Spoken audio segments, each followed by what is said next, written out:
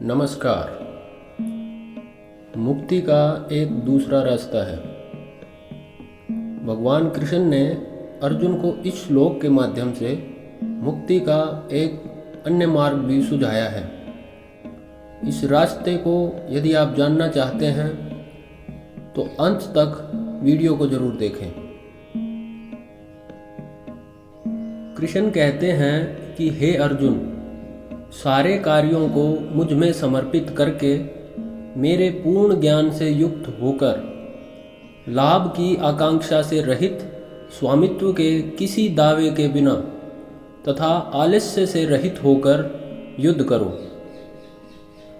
इस श्लोक से पूरी श्रीमद् भागवत गीता का प्रयोजन स्पष्ट हो उठता है।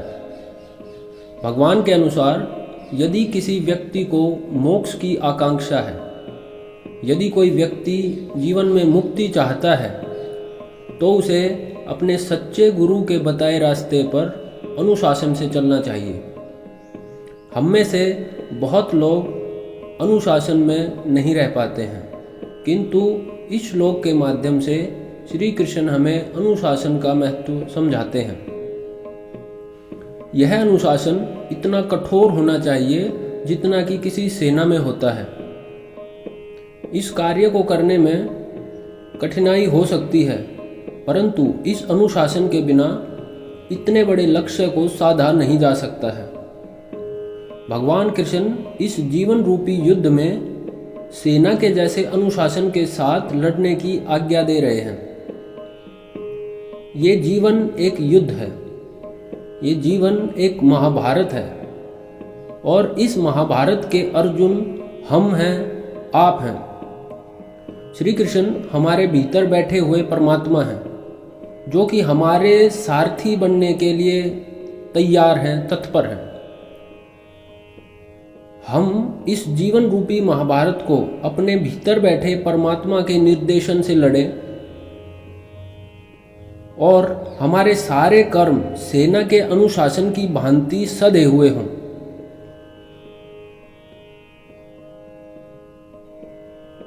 जीवन में स्वधर्म का पालन करते समय यह मन की स्थिति होनी चाहिए कि कर्ता तो ईश्वर है और मैं निमित्त मात्र हूं। जब तक व्यक्ति स्वयं को कर्ता मानेगा, जब तक व्यक्ति मानेगा कि सारे काम वह कर रहा है, तो वो अहंकार में रहेगा और अहंकारी व्यक्ति का सब पुण्य समाप्त हो जाता है। अहंकारी व्यक्ति को श्री कृष्ण के अनुसार नरक में भी जगह नहीं मिलती है। इसलिए हमें निराशी होकर कार्य करना है।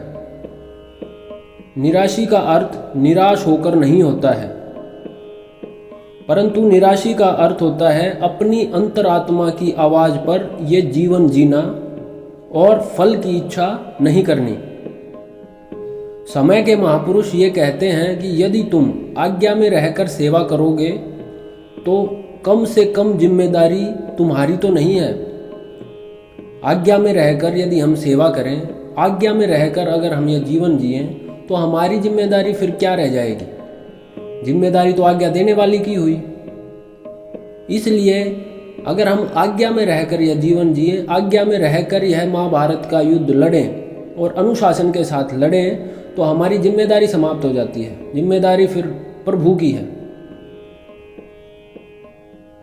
तो आज्ञा देने वाले की जिम्मेदारी बन जाती है।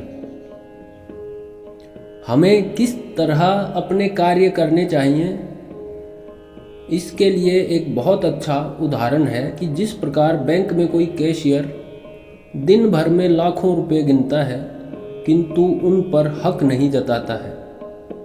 हमें इस बात पर विचार करना चाहिए कि इस संसार में हमारा क्या है। जैसे ही शरीर पूरा हुआ, सब यहीं तो रह जाना होता है।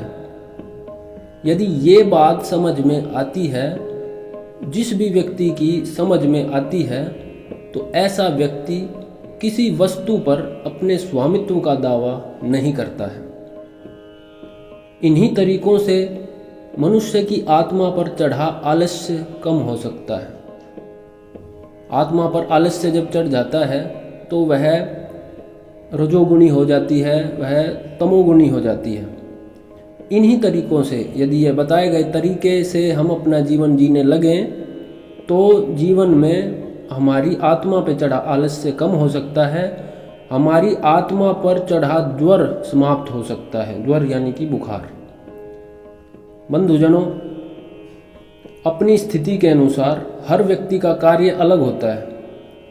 किसी दूसरे व्यक्ति के बारे में विचार किए बगैर अपने जीवन को जिएं, अपने जीवन को विशिष्ट बनाएं।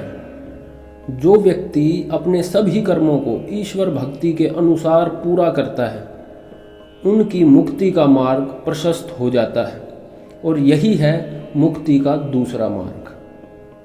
आपका बहुत बहुत धन्यवाद। आपका जीवन शुभ रहे।